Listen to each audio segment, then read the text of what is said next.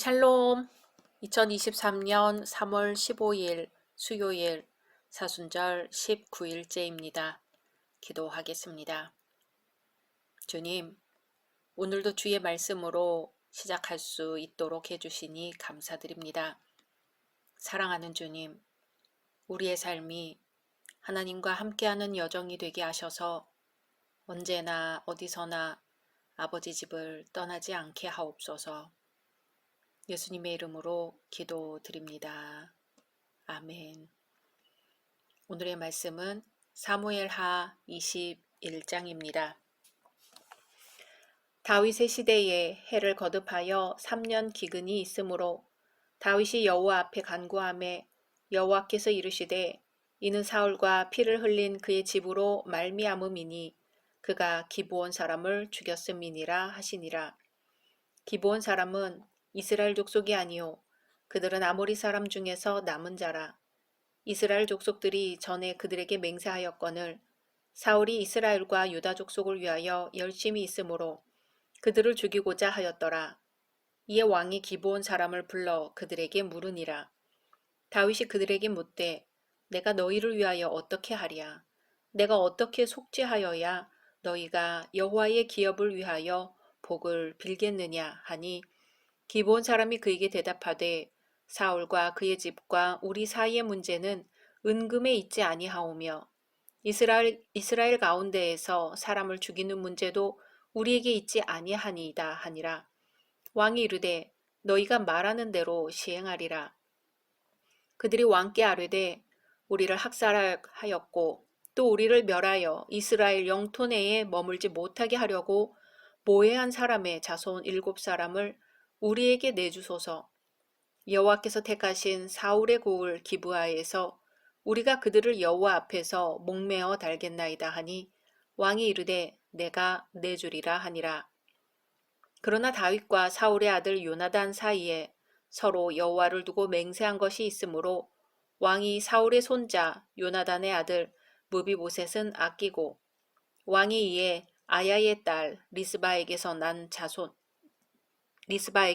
자 곧 사울의 두 아들 알모니와 무비보셋과 사울의 딸 메랍에게서 난 자 곧 무홀랏 사람 바르실레의 아들 아드리엘의 5 아들을 붙잡아 그들을 기브온 사람의 손에 넘기니 기브온 사람이 그들을 산 위에서 여호와 앞에 목매어 날매 그들의 7사람이 동시에 죽으니 죽은 때는 곡식 베는 첫날 곧 보리를 베기 시작하는 때더라. 아야의 딸 리스바가 굵은 배를 가져다가 자기를 위하여 바위 위에 펴고 곡식 베기 시작할 때부터 하늘에서 비가 시체에 쏟아지기까지 그 시체에 낮에는 공중에 새가 앉지 못하게 하고 밤에는 들짐승이 범하지 못하게 한지라. 이에 아야의 딸 사울의 첩 리스바가 행한 일이 다윗에게 알려지매 다윗이 가서 사울의 뼈와 그의 아들 요나단의 뼈를 길르앗 야베스 사람에게서 가져가니 이는 전에 블레셋 사람들이 사울을 길보아에서 죽여 블레셋 사람들이 벳산 거리에 매단 것을 그들이 가만히 가져온 것이라. 다윗이 그곳에서 사울의 뼈와 그의 아들 요나단의 뼈를 가지고 올라오매 사람들이 그 달려 죽은 자들의 뼈를 거두어다가 사울과 그의 아들 요나단의 뼈와 함께 베냐민 땅 셀라에서 그의 아버지 기스의 묘에 장사하되 모두 왕의 명령을 따라 행하니라.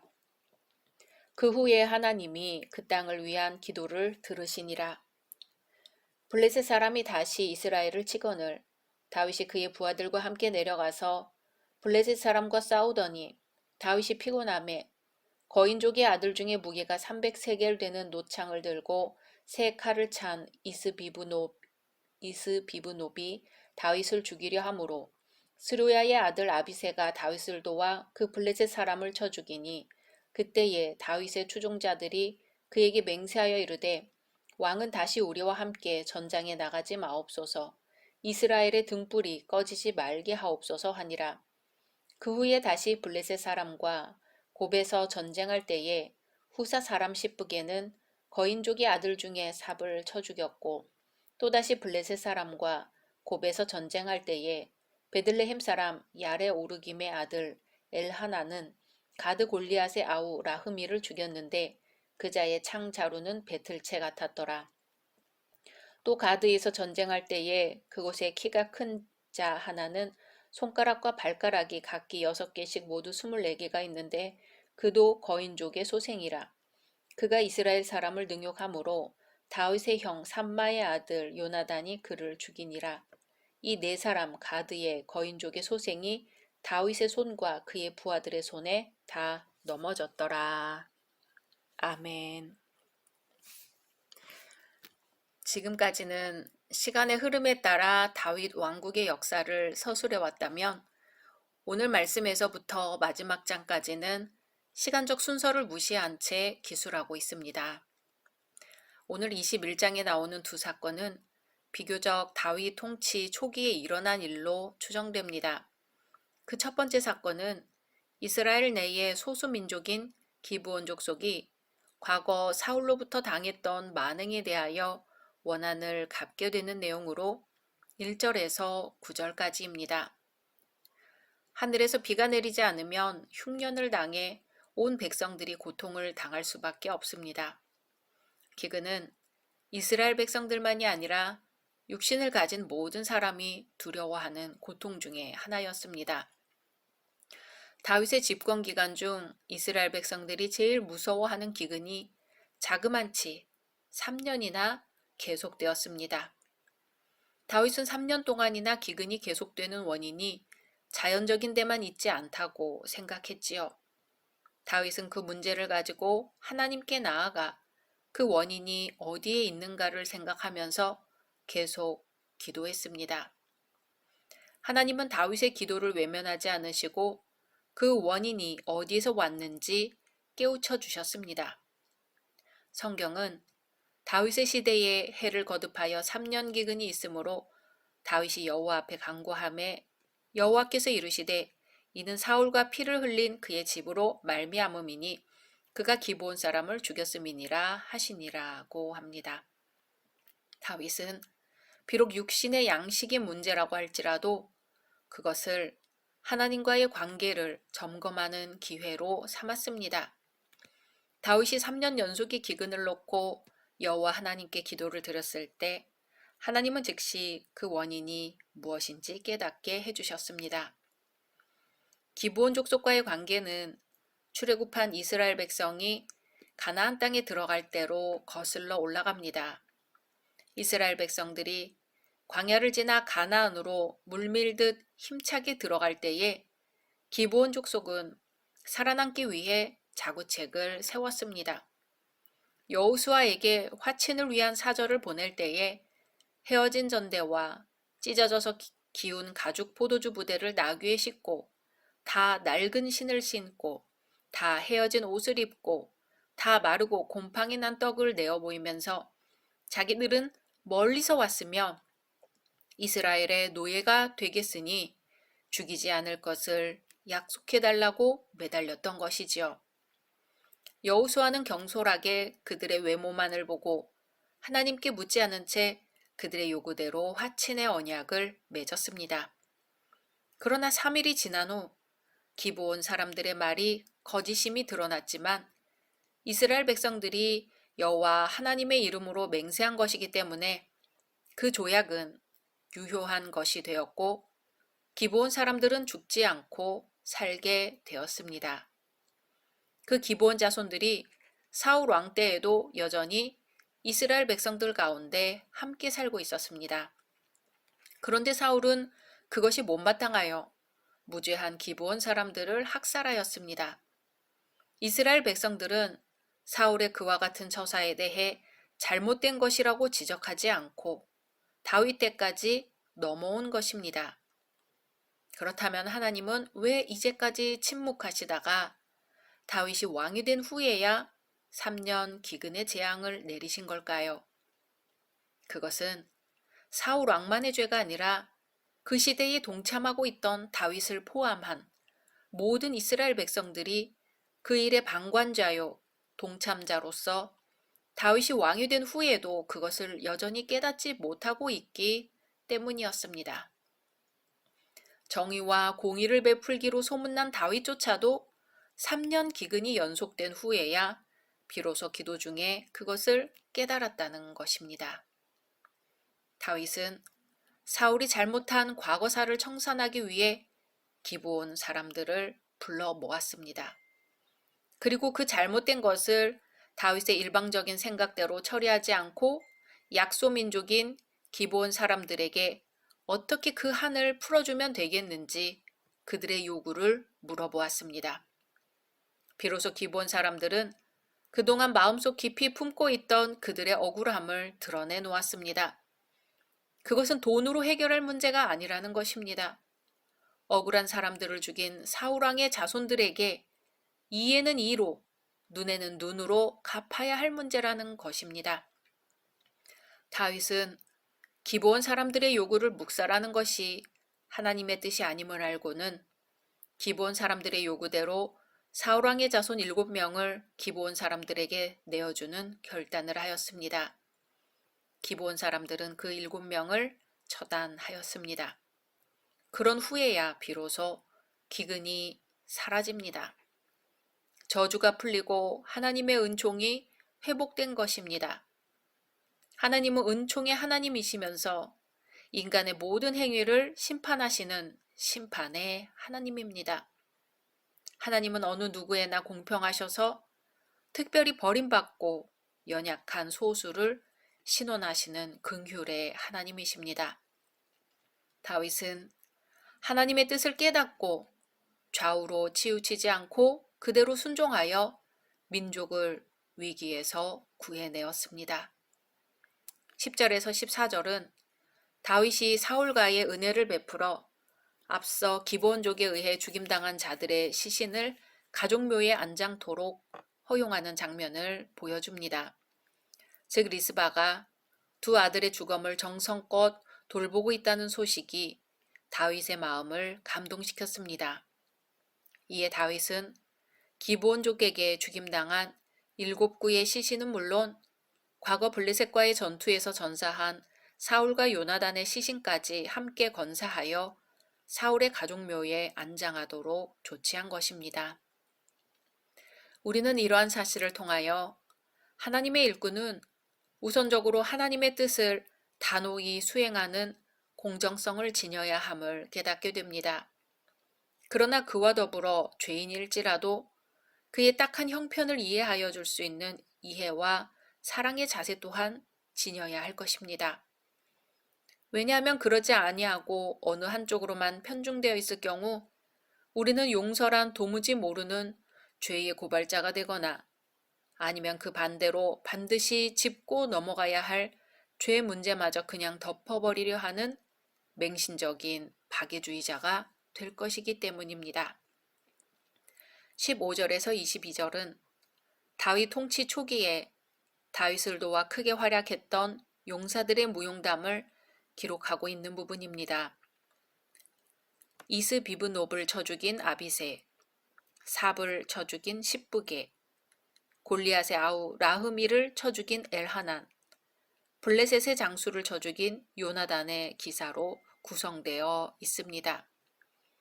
다윗 왕국에는 모든 신하들과 백성들 앞에서 모범을 보이고 전장에서는 앞장섰던 다윗이 있었습니다. 백성들은 그러한 다윗을 이스라엘의 등불로 여기고 다윗의 안전을 무엇보다 중요하게 생각했습니다. 또 위에 용사들의 헌신이 없었다면 다윗은 결코 성공하지 못했을 것입니다. 그들은 다윗과 그 나라를 위하여 그들의 생명을 내걸고 열심히 싸웠던 것이죠. 이처럼 이스라엘의 승리는 어느 한 개인의 탁월한 힘으로 얻어낸 승리가 아니었습니다. 공동의 승리, 협력의 승리였습니다. 지도자와 백성들, 그리고 소수의 용사들이 희생하고 협력하였기에 다윗 왕국은 견고하게 설 수 있었습니다. 하지만 이것만이 전부가 아니죠. 우리가 지금까지 보았듯이 다윗을 위기 가운데 지켜주신 분은 권능의 손으로 역사하신 하나님이셨습니다. 하나님의 돌보심이 없었다면 다윗 왕국은 이미 여러 번 넘어졌을 것입니다. 그러기에 다윗은 이 같은 하나님의 구원 역사에 대해 다음 장에서 노래합니다. 우리의 삶을 밝혀주는 등불은 무엇입니까? 바로 세상에 비치신 예수 그리스도입니다. 그리고 이제 그 등불을 받은 오늘의 교회가 이 세상을 비추는 등불입니다. 너희는 세상의 빛이라고 하셨습니다. 우리는 그 등불이 꺼지지 않도록 지키는 사람들입니다. 사순절 19일째, 오늘 우리의 삶이 예수 그리스도라는 등불로 빛나게 되기를 소망합니다. 각자 말씀 묵상하신 후 주기도문으로 마치겠습니다.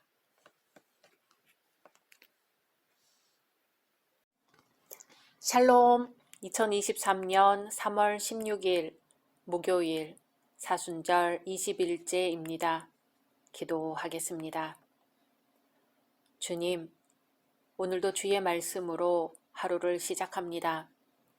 사랑하는 주님, 조건 없이 주시는 주님의 십자가를 바라보며 넉넉하게 세상을 끌어안는 그리스도의 몸된 공동체가 되게 하옵소서. 그리고 오늘 우리에게 다가와 살며시 안으시는 주님을 만나게 하소서. 예수님의 이름으로 기도드립니다. 아멘. 오늘의 말씀은 사무엘하 22장입니다. 여호와께서 다윗을 모든 원수의 손과 사울의 손에서 구원하신 그날에 다윗이 이 노래의 말씀으로 여호와께 아뢰어 이르되 여호와는 나의 반석이시요 나의 요새시요 나를 위하여 나를 건지시는 자시요 내가 피할 나의 반석의 하나님이시요 나의 방패시요 나의 구원의 뿌리시요 나의 높은 망대시요 그에게 피할 나의 피난처시요 나의 구원자시라. 나를 폭력에서 구원하셨도다. 내가 찬송받으실 여호와께 아뢰리니 내 원수들에게서 구원을 받으리로다. 사망의 물결이 나를 애우고 불의의 창수가 나를 두렵게 하였으며 소울의 줄이 나를 두르고 사망의 올무가 내게 이르렀도다. 내가 환난 중에서 여호와께 아뢰며 나의 하나님께 아뢰었더니 그가 그의 성전에서 내 소리를 들으시며 나의 부르짖음이 그의 귀에 들렸도다.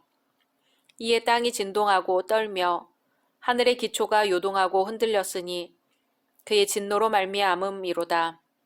그의 코에서 연기가 오르고 입에서 불이 나와 사름이여 그 불에 숯이 피었도다. 그가 또 하늘을 들이우고 강림하시니 그의 발 아래는 어두캄캄하였도다. 구룹을 타고 나르시며 바람 날개 위에 나타나셨도다. 그가 흑암 곧 모인물과 공중의 빽빽한 구름으로 둘린 장막을 삼으심이여 그 앞에 있는 광채로 말미암아 숯불이 피었도다. 여호와께서 하늘에서 오랫소리를 내시며 지존하신 자가 음성을 내시며 화살을 날려 그들을 흩으시며 번개로 무찌르셨도다. 이럴 때에 여호와의 꾸지람과 콧김으로 말미암아 물밑이 드러나고 세상의 기초가 나타났도다. 그가 위에서 손을 내미사 나를 붙드시며 많은 물에서 나를 건져내셨도다. 나를 강한 원수와 미워하는 자에게서 건지셨으며 그들은 나보다 강했기 때문이로다. 그들이 나의 재앙의 날에 내게 이르렀으나 여호와께서 나의 의지가 되셨도다. 나를 또 넓은 곳으로 인도하시고 나를 기뻐하심으로 구원하셨도다. 여호와께서 내 공의를 따라 상 주시며 내 손의 깨끗함을 따라 갚으셨으니 이는 내가 여호와의 도를 지키고 악을 행함으로 내 하나님을 떠나지 아니하였으며 그의 모든 법도를 내 앞에 두고 그의 규례를 버리지 아니하였음이로다. 내가 또 그의 앞에 완전하여 스스로 지켜 죄악을 피하였나니 그러므로 여호와께서 내 의대로 그의 눈앞에서 내 깨끗한 대로 내게 갚으셨도다. 자비한 자에게는 주의 자비하심을 나타내시며 완전한 자에게는 주의 완전하심을 보이시며 깨끗한 자에게는 주의 깨끗하심을 보이시며 사악한 자에게는 주의 거스르심을 보이시리이다. 주께서 공고한 백성은 구원하시고 교만한 자를 살피사 낮추시리이다. 여호와여, 주는 나의 등불이시니 여호와께서 나의 어둠을 밝히시리이다. 내가 주를 의뢰하고 적진으로 달리며 내 하나님을 의지하고 성벽을 뛰어넘나이다. 하나님의 도는 완전하고 여호와의 말씀은 진실하니 그는 자기에게 피하는 모든 자에게 방패시로다. 여호와 외에 누가 하나님이며 우리 하나님 외에 누가 반석이냐?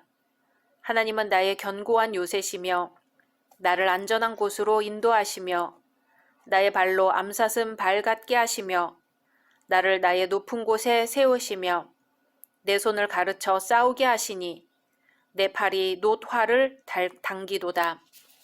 주께서 또 주의 구원의 방패를 내게 주시며 주의 온유함이 나를 크게 하셨나이다. 내 걸음을 넓게 하셨고 내 발이 미끄러지지 아니하게 하셨나이다.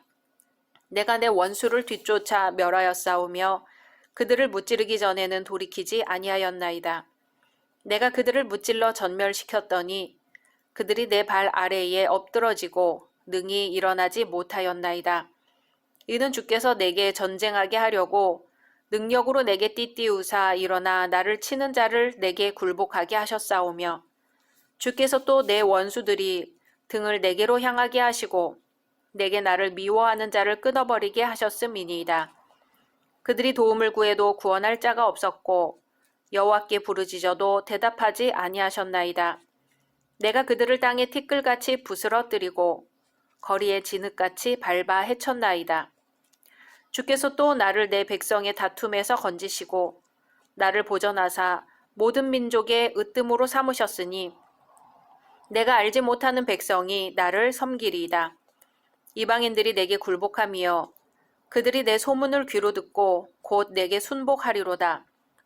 이방인들이 쇠약하여 그들의 견고한 곳에서 떨며 나오리로다.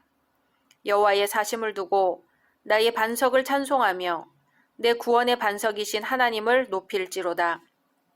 이 하나님이 나를 위하여 보복하시고 민족들이 내게 복종하게 하시며 나를 원수들에게서 이끌어내시며 나를 대적하는 자 위에 나를 높이시고 나를 강포한 자에게서 건지시는도다.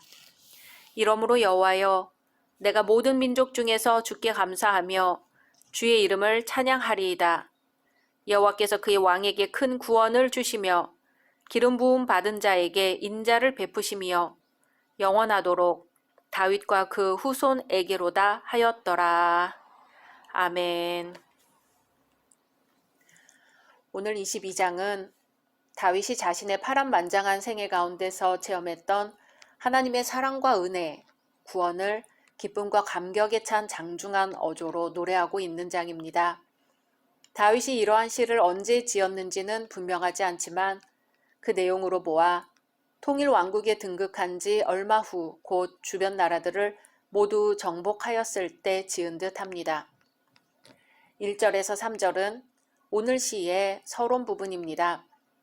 다윗은 하나님을 가리켜 나의 무엇이라는 식으로 묘사하고 있습니다. 즉 다윗은 하나님을 자기의 하나님으로 확신하고 있는 것이죠. 이러한 다윗의 확신은 사무엘상 15장에서 사울이 하나님을 당신의 하나님 여호와라고 부른 신앙과는 근본적으로 다릅니다. 또 다윗은 비유들을 사용하여 하나님을 묘사하고 있는데요. 이 비유들은 다윗의 삶과 동떨어진 추상적인 개념이 아닙니다. 대신 다윗은 과거 사울과 같은 대적들에게 쫓기거나 또는 그들과 싸우면서 체험했던 하나님의 도우심과 인도하심을 주변에서 흔히 볼 수 있는 사물들에 비유하여 묘사합니다. 다윗이 묘사한 하나님은 자신의 삶의 바탕 위에서 이루어진 것이지 결코 상상력에서 나온 것이 아닙니다. 긴박한 삶의 현장 속에서 하나님을 의지하고 순종한 그 체험 위에 다윗의 신앙 고백이 있기에 이 시에는 힘이 넘칩니다. 4절에서 20절은 이 시의 본론으로 기도에 응답하시는 하나님을 고백하는 부분입니다. 과거 다윗은 환난 중에 처하여 하나님께 부르짖었습니다. 그러자 하나님께서 다윗의 기도를 들으시고 대적의 손에서 그를 건져 주셨습니다. 이에 다윗은 이제 그 같은 하나님의 구원의 은총을 찬양합니다. 다윗이 당한 환난은 실로 무서운 것이었죠. 그러기에 자신이 처했던 상황에 대해 피할 수 없는 자연재해와 사냥꾼의 함정에 비유하고 있는 것입니다. 그러나 그는 바로 이러한 때에 먼저 하나님께 부르짖었습니다. 이 같은 그의 기도는 하나님께서 들으실 만한 참되고 간절한 기도였으며 마침내 하나님께서는 다윗에게 응답하셨습니다. 다음으로 다윗의 구원의 두 번째 단계는 하나님의 강림이었습니다. 아무리 간절한 기도를 드린다 하더라도 그 기도를 들으시는 하나님께서 계시지 않는다면 구원은 있을 수 없을 것입니다. 그러나 하나님께서는 다윗의 기도를 들으사 그에게 강림하셨습니다. 다윗은 이러한 하나님의 강림을 모세 시대에 시내산에 강림하셨을 때의 그 광경에 비유하여 묘사하였습니다. 지진이 일어나 빽빽한 구름이 들이우고 번개와 천둥이 동반되었다고 표현했습니다. 마지막으로 다윗의 구원의 세 번째 단계는 자유와 평안이었습니다. 다윗은 하나님의 구원의 역사로 말미암아 자기는 넓은 곳, 다시 말해 억압과 핍박이 없고 자유와 기쁨과 위로가 넘치는 곳에 있게 되었다고 말하고 있습니다.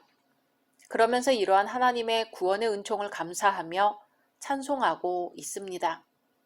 다윗은 자신이 환난 날에 얼마나 무력한 자인지 이미 경험했기 때문에 자신이 얻은 구원이 오직 하나님의 은총임을 고백하는 것이지요. 21절에서 29절은 다윗이 이제 하나님께 자신을 구원해 주셨던 까닭에 대하여 증거하고 있습니다. 그것은 곧 하나님께서 자신의 의를 보시고 그 의대로 갚아주셨다는 것입니다. 곧 의인에게는 은혜를 베푸시고 악인에게는 심판의 보응을 하시는 하나님께서 자신에게도 동일하게 역사하셨다는 것입니다. 여기서 다윗이 강조하고 있는 의란 무엇일까요? 다윗이 말한 의는 전혀 죄가 없는 상태, 하나님의 완전한 거룩에 도달한 상태도 아니고 선행을 쌓음으로써 의롭다 인정받는 것과 같은 의의 개념도 아닙니다. 인간이 비록 중생하였을지라도 이 세상에는 죄의 오염이 존재하고 있기 때문에 전혀 죄 없는 상태에 이를 수는 없습니다. 또 스스로 고행을 하여 도를 닦는 행위로도 인간은 하나님의 의에 이를 수 없습니다. 하나님께서는 오히려 그러한 시도를 가증히 여기십니다. 그렇다면 다윗이 본문에서 그토록 강조하고 있는 의의 개념은 무엇일까요? 그것은 다름 아닌 언약 관계에서의 의의 개념입니다. 다윗이 여호와께서 내 의를 따라 상 주시며 라고 말할 때 그 의는 자신의 순수 의를 말함이 아니오 하나님과의 언약 관계를 통해서 얻은 의를 가리킵니다. 하나님께서는 아브라함의 경우에서와 마찬가지로 다윗에게 찾아오셔서 먼저 말씀하셨고 먼저 은혜를 베푸셨지요. 다윗은 자신을 찾아오신 하나님을 자신의 주인으로 받아들이고 그분께 자신을 맡겼으며 그분의 말씀에 순종했습니다. 이러한 믿음과 순종이 하나님과의 언약 관계를 가능하게 하였고 이 관계에서 다윗은 의롭다는 인정을 받게 된 것입니다. 율법의 행함으로 의를 얻은 것이 아니라 하나님을 믿고 신뢰함으로 의를 얻은 것입니다. 다윗은 비록 하나님 앞에서 큰 범죄를 저질렀지만 하나님께서는 그에게 회개의 기회를 주시고 다시금 언약 관계로 돌아오게 하셨습니다. 인간은 언약 관계를 위반하고 범죄할 수 있지만 그럼에도 불구하고 하나님께서는 한 번 맺은 언약을 결코 파기하지 않으시는 것이죠. 이스라엘에게 진노하기는 하셨지만 결코 버리지 않으신 것과 같습니다. 30절에서 46절에서 다윗은 하나님께서 자신에게 힘과 승리를 주신 결과 대적들을 철저히 회파할 수 있었다고 고백합니다. 자신이 지금껏 대적과 싸워 승리할 수 있었던 근거가 바로 하나님이시라고 밝히는 거죠. 마치 환자가 지팡이에 의지하듯 전쟁 중에 하나님만을 의지했다고 고백합니다.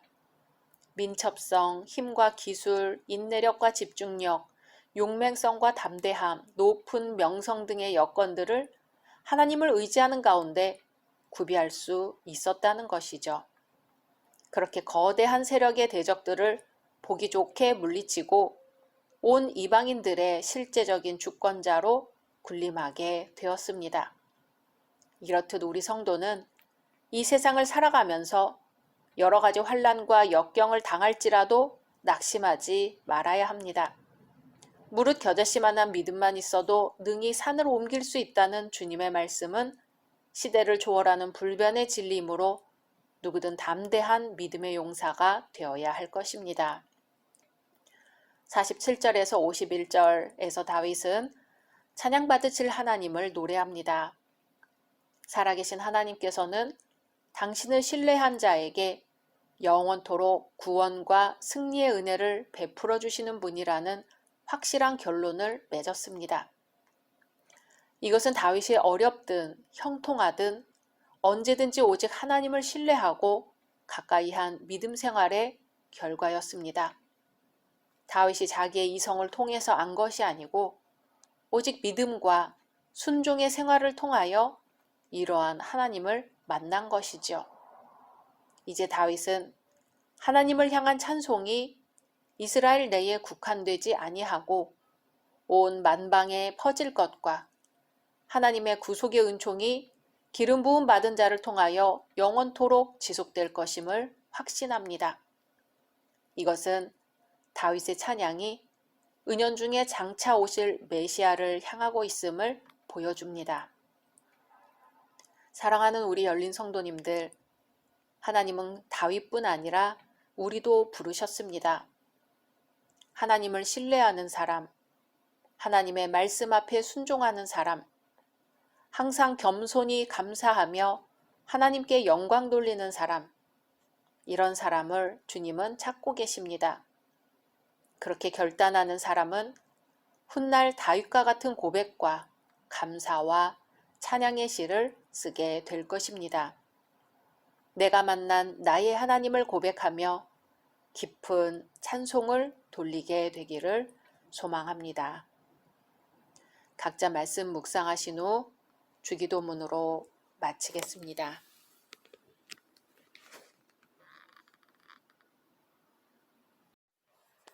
샬롬. 2023년 3월 17일 금요일 사순절 21일째입니다. 기도하겠습니다.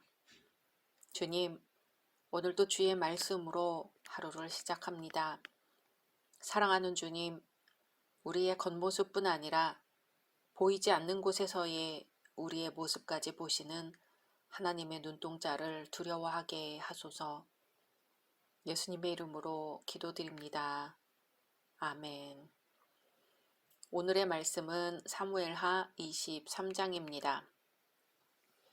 이는 다윗의 마지막 말이라.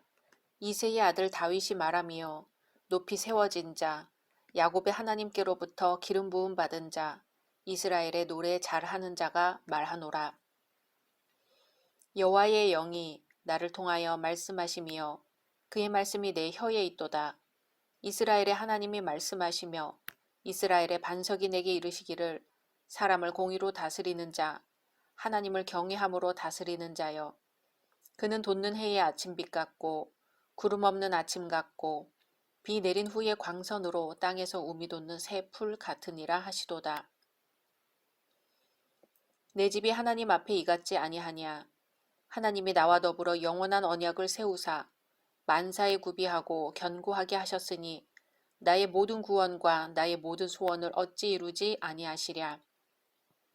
그러나 사악한 자는 다 내버려질 가시나무 같으니 이는 손으로 잡을 수 없음이로다.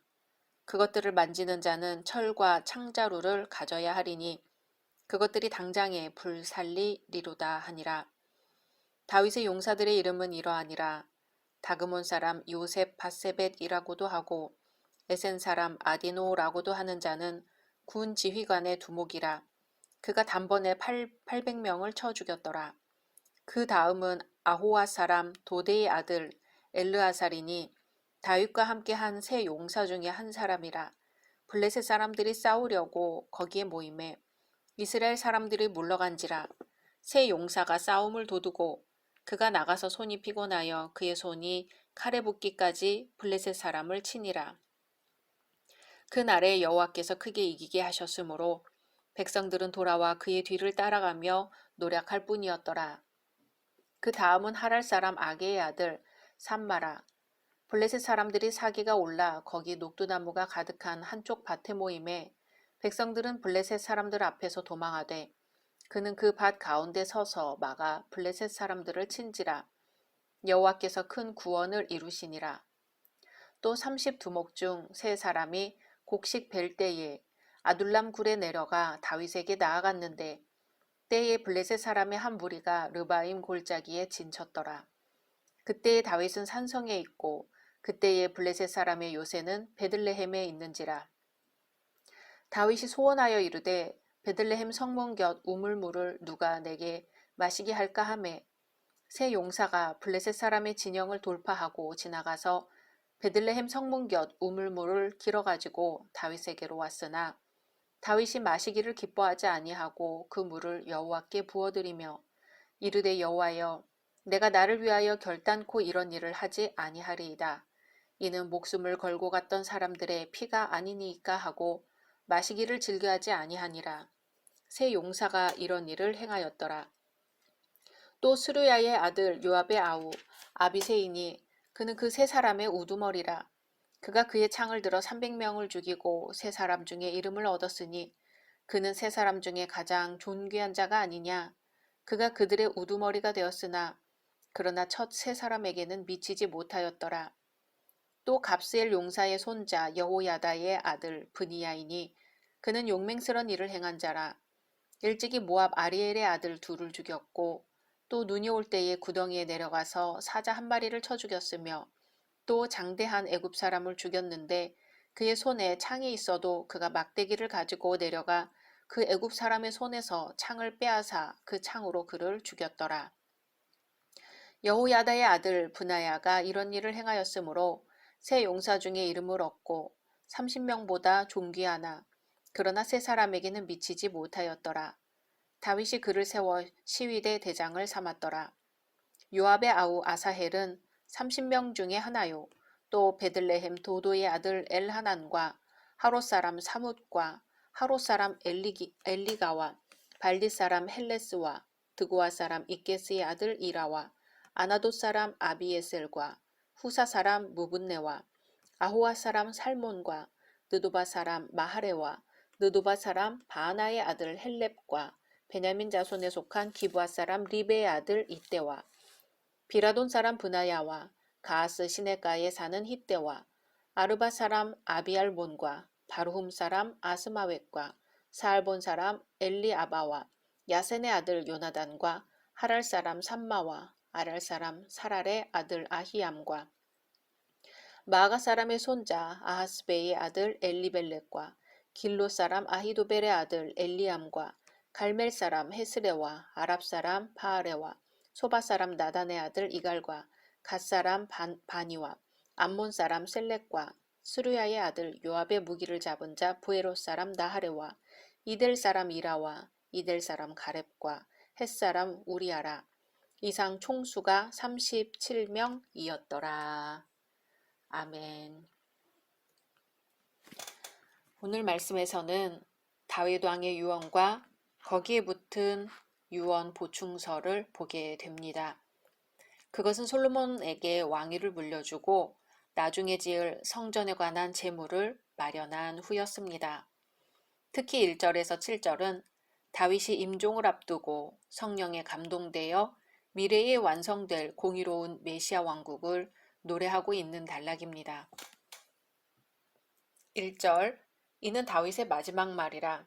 이새의 아들 다윗이 말하며 높이 세워진 자 야곱의 하나님께로부터 기름 부음 받은 자 이스라엘의 노래 잘하는 자가 말하노라. 다윗은 자신을 소개하면서 이새의 아들로 시작합니다. 이새의 아들은 양을 치는 이름 없는 소년이었지요. 하나님께서 비천한 그를 부르셨다는 의미입니다.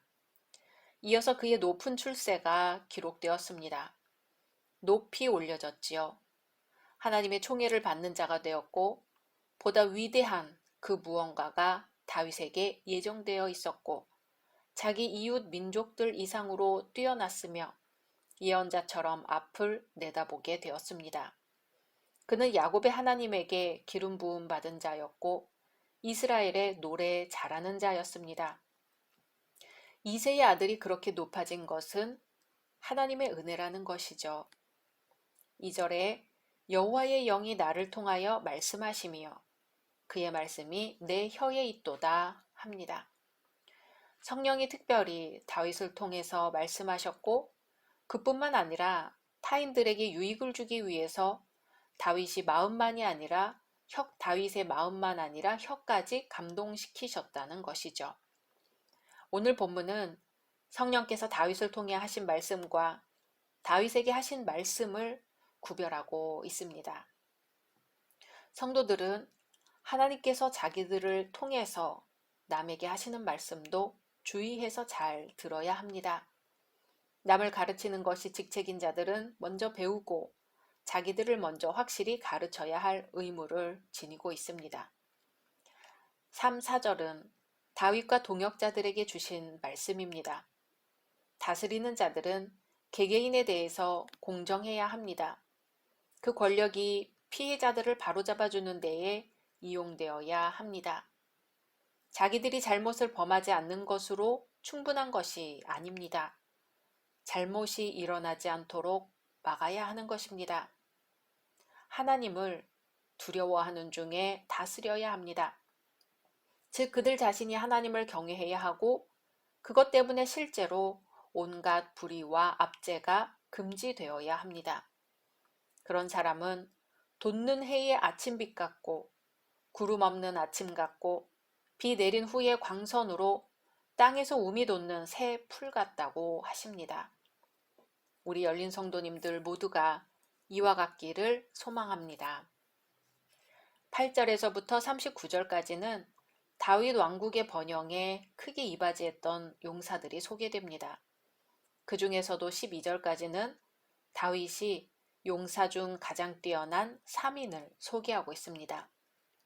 곧 요셉, 바세벳, 엘르아살, 삼마입니다. 이들의 헌신적인 희생으로 말미암아 이스라엘은 대적의 손에서 자유하게 되었으며 심지어 주변 모든 나라들을 정복할 수 있었습니다. 이들은 특히 다윗 왕을 호위하는 특수부대의 군장으로서 자신의 임무를 충실히 수행하였습니다.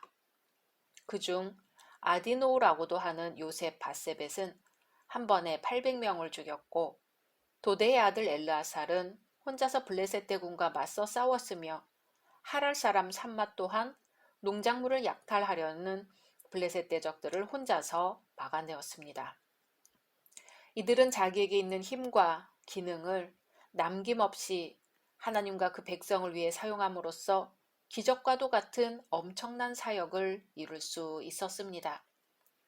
오늘날도 마찬가지죠. 교회의 부흥과 발전에는 반드시 충성스러운 일꾼들의 헌신이 있게 마련입니다. 또 성도가 자기에게 있는 모든 것을 하나님께 바쳐 충성할 때 놀라운 역사가 일어날 수 있습니다. 하지만 더 중요한 것은 아무리 뛰어난 인간의 힘과 기능이라도 하나님의 도우심이 함께 할 때에만 그 위력을 발휘할 수 있다는 것입니다. 13절에서 23절은 둘째 3인의 활약상을 보여줍니다. 여기서 우리는 감동적인 이야기를 읽을 수 있습니다. 그것은 3인의 용사들이 다윗의 갈증을 풀어주기 위해 블레셋 부대가 지키고 있던 베들레헴에 들어가 성문 곁 우물물을 길어온 기사입니다. 이들은 왕의 지극히 작은 소원을 이루어드리기 위해 자기의 소중한 목숨을 아까워하지 않았던 것입니다. 하지만 그들의 이러한 행동은 오직 다윗 개인만을 위한 것은 아니었습니다. 다윗 왕은 기름 부음 받은 공식적인 왕으로서 하나님의 통치의 대리자요, 이스라엘의 목자였기 때문입니다. 이들은 다윗의 소원을 이루어 드리는 것이 바로 하나님과 그분의 백성을 위하는 것이라는 확신 가운데 하나님의 인도하심이 자기들과 함께할 것임을 믿고 행동하였습니다. 이들은 높은 명성을 얻고 있었던 용사들이었지만 왕과 백성을 위해 그리고 하나님의 영광을 위해 의무와 충성을 다하여 엄청난 일을 성취했습니다. 다윗은 이들이 목숨을 걸고 물을 길어온 사실을 알고 이 물을 자신이 마시지 않고 하나님께 바쳐드렸습니다. 그것은 이 물이 그들의 피와 마찬가지였다고 생각했기 때문이고 자신은 이 소중한 물을 마실 자격이 없으며 오직 하나님께서 이 헌신의 물을 받으셔야 한다고 생각했기 때문입니다. 그리고 다시는 이러한 일을 부하들에게 시키지 않을 것이라고 다짐했습니다. 우리는 여기서 모든 영광을 하나님께 돌리는 다윗의 겸손과 부하의 생명을 무엇보다 아끼는 다윗의 사랑을 발견하게 됩니다. 교회는 이처럼 하나님의 영광을 최우선 순위에 두어야 하며 동시에 서로 사랑으로 충만해야 할 것입니다. 24절에서 39절은 이제 다윗의 30인 용사들을 소개합니다. 다윗은 이들을 이스라엘 각 지파에서 선발했으며 심지어 다윗이 정복한 이방 나라에서 선발하기도 했습니다. 다윗은 하나님과 이스라엘을 위해 봉사할 일꾼을 선발하는데 어떠한 차별도 두지 않았습니다. 비록 그들이 어느 지파건 어느 민족이건 다윗은 오직 그들의 달란트에 맞게 봉사할 기회를 주었던 것입니다. 이렇게 뽑힌 용사들은 그들의 능력 면에서 여러 차이가 있었지만 다윗의 통치하에서 자신의 능력을 충분히 발휘할 수 있었고 그 결과 이스라엘은 예루살렘을 정복하고 주변의 이방민족 정복 등 엄청난 사역을 이룰 수 있었습니다. 우리는 여기서 교회의 다양성과 통일성을 보게 됩니다. 교회는 각자에게 주어진 성령의 은사들을 충분히 발휘해야 합니다. 또한 동시에 그 모든 은사들이 오직 교회의 덕을 세울 수 있도록 질서를 유지해야 합니다. 다윗은 이 두 가지를 조화시켜 굳건한 나라를 세울 수 있었습니다. 오늘날의 교회 역시 교회 안의 다양한 은사들을 하나님의 영광을 위해 교회의 덕을 위해 세울 수 있어야 합니다. 우리는 일어서야 합니다. 서로 더욱 격려해야 합니다. 주님을 섬기고 교회를 섬기는 일에 하나가 되어야 합니다. 다윗의 세 용사처럼 목자의 필요에 대해 예민하게 반응할 수 있는 위대한 이해력이 있기를 바랍니다. 헌신의 강을 지나면서 신앙의 차원이 한 차원 높아지고 잃었던 활력을 다시 한번 찾고 다시 한번 넘치는 은혜를 체험하게 되기를 소망합니다. 우리의 사랑과 헌신과 노력이 하나님께는 영광이요, 우리 안에는 기쁨과 덕이 되기를 소망합니다. 각자 말씀 묵상하신 후 주기도문으로 마치겠습니다.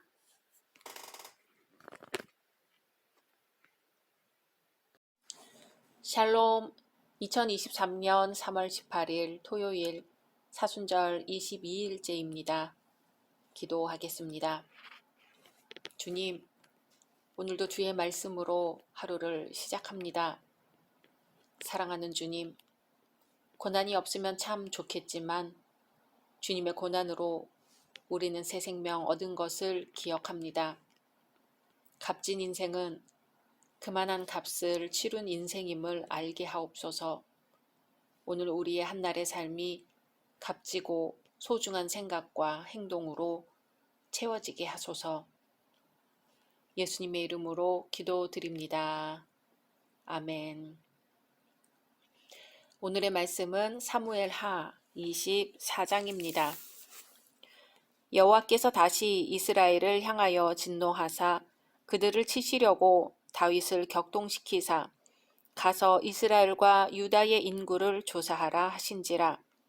이에 왕이 그 곁에 있는 군사령관 요압에게 이르되 너는 이스라엘 모든 지파 가운데로 다니며 이제 단에서부터 브엘세바까지 인구를 조사하여 백성의 수를 내게 보고하라 하니 요압이 왕께 아뢰되 이 백성이 얼마든지 왕의 하나님 여호와께서 100배나 더하게 하사 내 주 왕의 눈으로 보게 하시기를 원하나이다.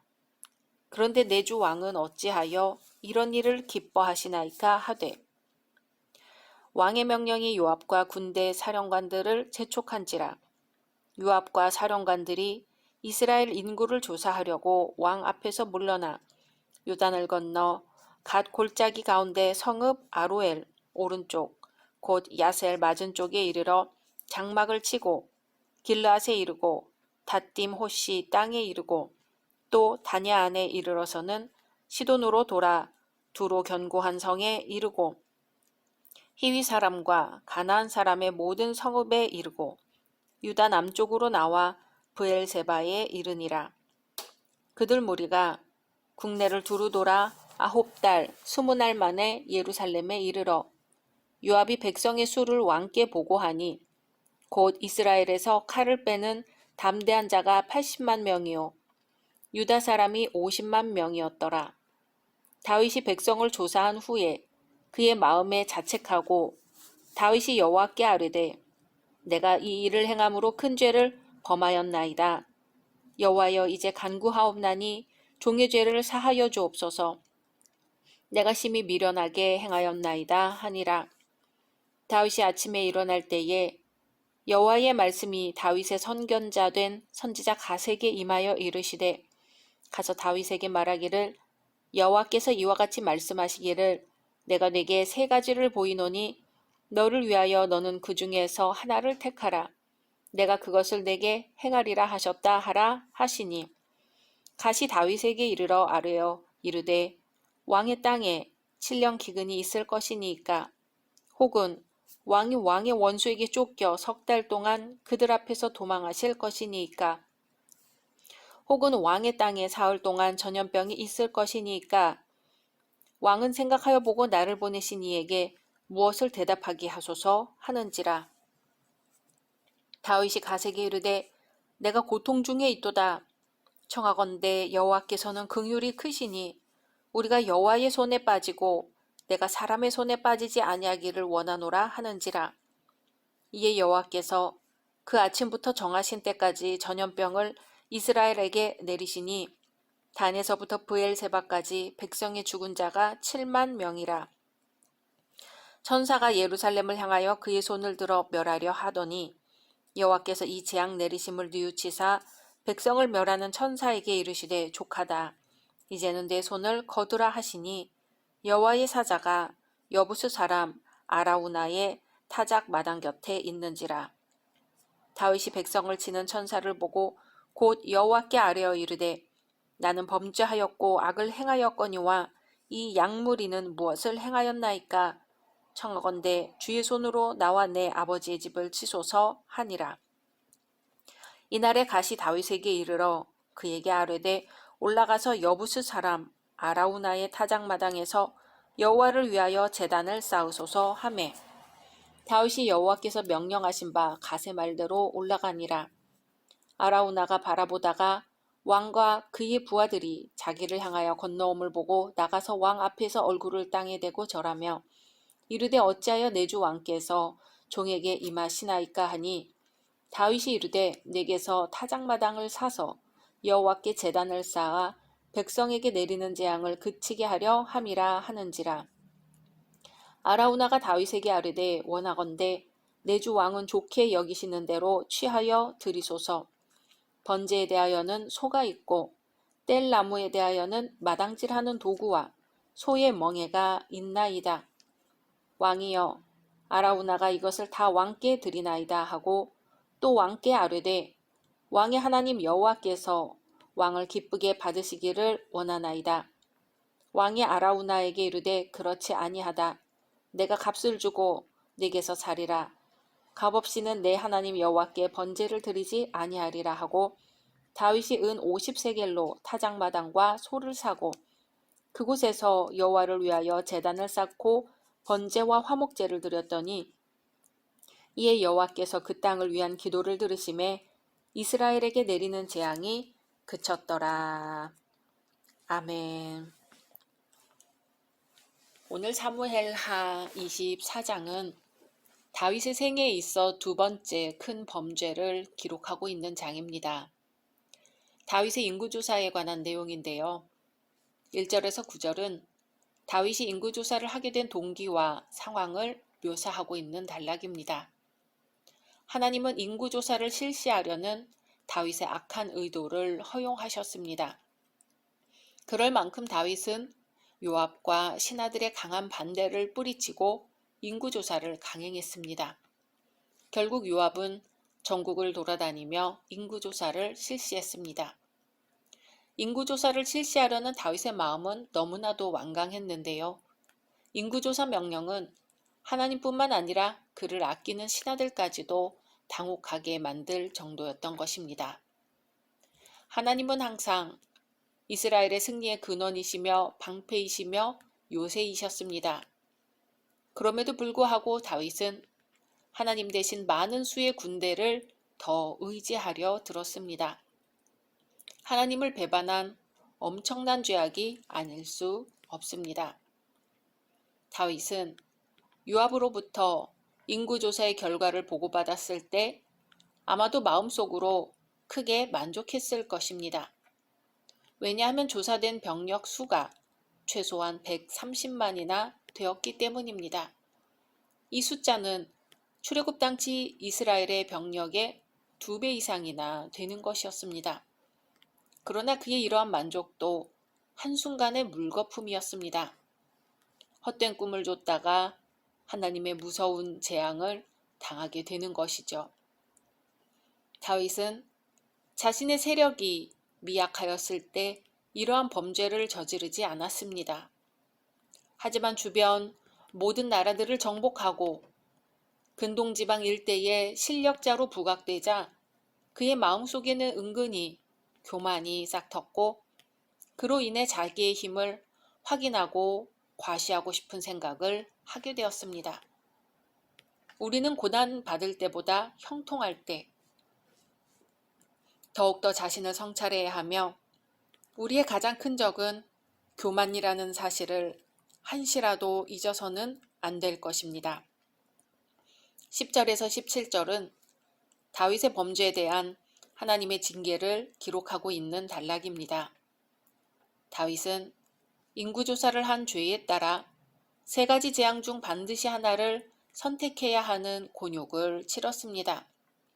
그리고 하나님의 천사가 직접 백성들을 징벌하는 끔찍한 광경을 목격하였습니다. 다윗의 인구조사는 어찌 보면 살인이나 간음에 비해 아무것도 아닌 것으로 생각될 수도 있습니다. 사실상 이러한 인구조사는 다른 열방들 가운데서 군사력의 강화를 위해 많이 실시하는 것이었지요.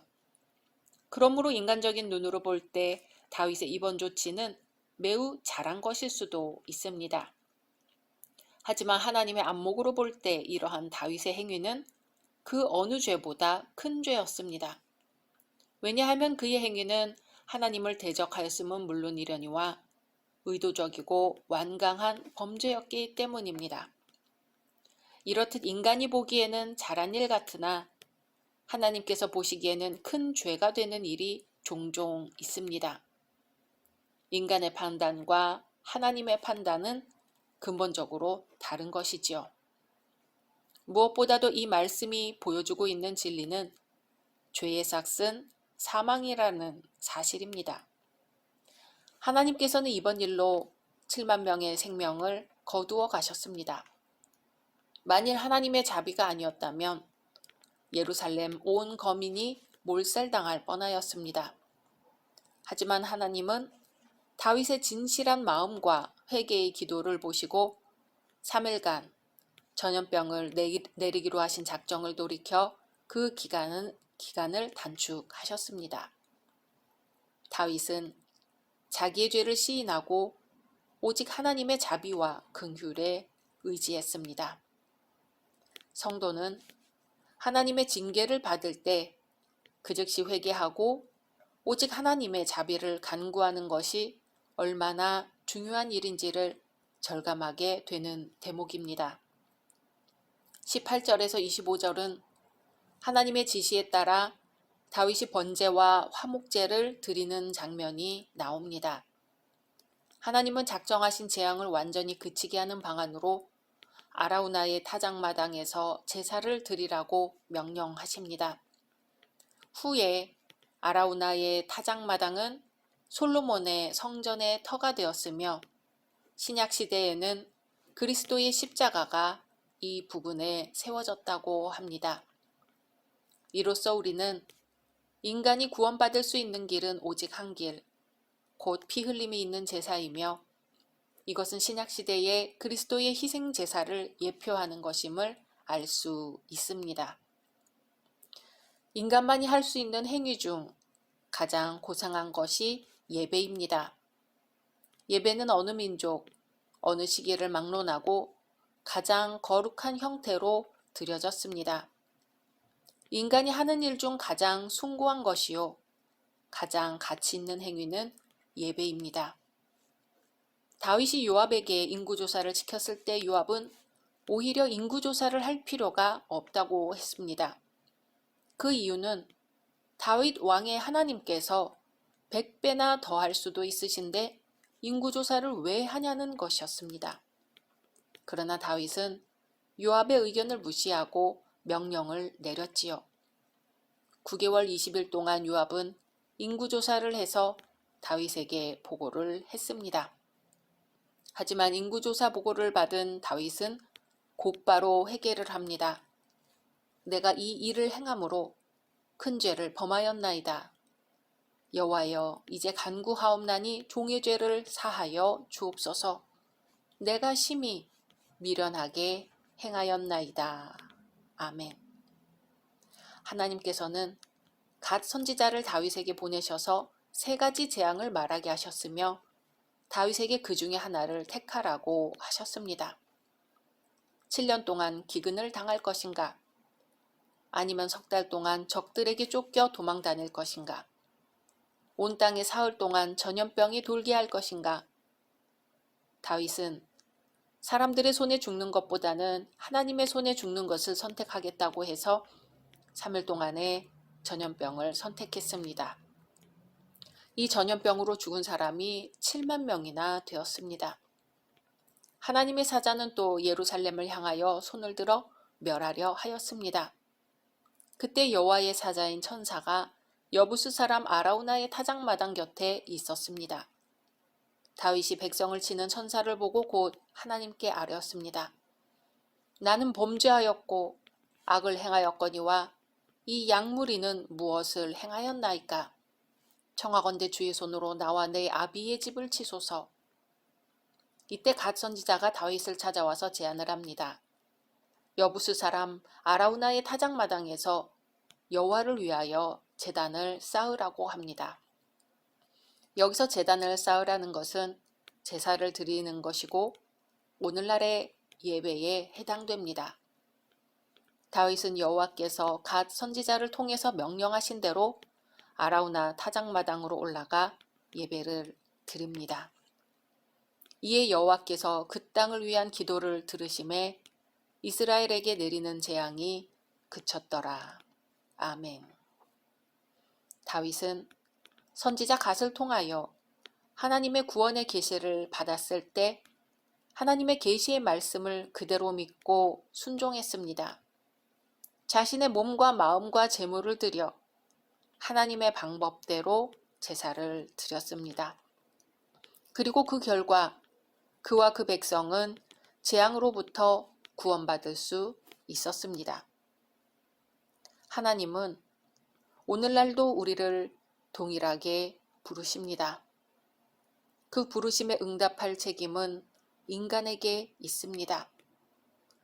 응답하지 않을 때 하나님의 은혜가 우리를 비껴갈 것임을 오늘의 말씀은 일깨워 줍니다. 오늘날 예배가 회복되어야 합니다. 진정한 회개, 진정한 찬송, 진정한 헌금, 진정한 헌신으로 예배를 드려야 합니다. 우리에게 진정한 예배가 있는가? 오늘도 십자가 앞에 서봅니다. 각자 말씀 묵상하신 후 주기도문으로 마치겠습니다.